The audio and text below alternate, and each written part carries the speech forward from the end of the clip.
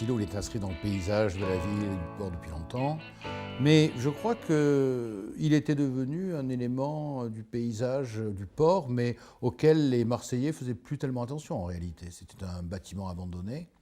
Ce qui, je crois, a relancé l'intérêt de tout le monde sur le silo, pour le silo, c'est le moment où le port a décidé de le démolir. Donc, je dirais que le silo est devenu intéressant grâce à la menace qui pesait sur lui. Il est à l'entrée d'Euroméditerranée 1, c'est-à-dire de la première tranche d'Euroméditerranée.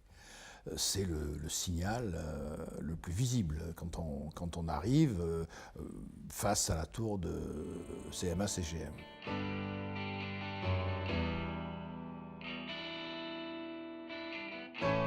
C'est vrai que la forme du bâtiment, la manière dont il était construit, présentait au moment où on a commencé à réfléchir des dissonances quand même, des dissonances structurelles, des dissonances formelles, des dissonances d'usage.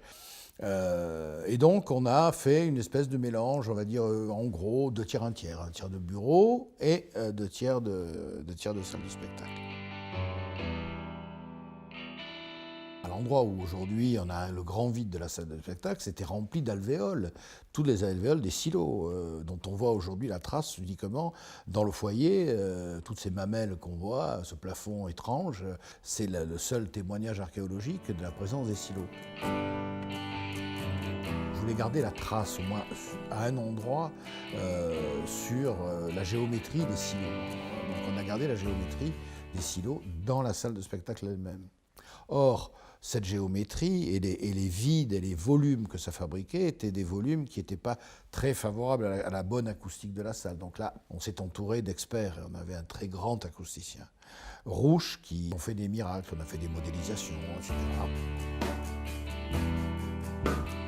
Et l'accent qu'on a mis, c'est récupérer ce que l'histoire nous avait transmis, parce que c'est un bâtiment qui nous est transmis et livré par l'histoire à un moment advenu aujourd'hui et que nous avons transformé.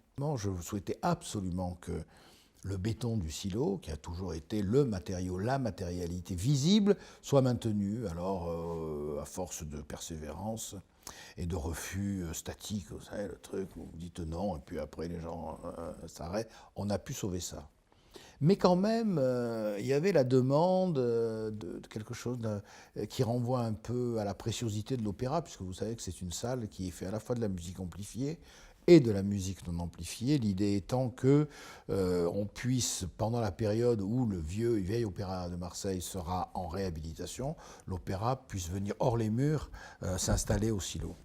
Et donc, comme on a été amené à couvrir les parois intérieures des silos de panneaux qui servaient à l'acoustique, on a rajouté des petits panneaux peints en doré. Et voilà, on s'en est sorti comme ça. On a mis des dorures, vous les avez, elles sont là.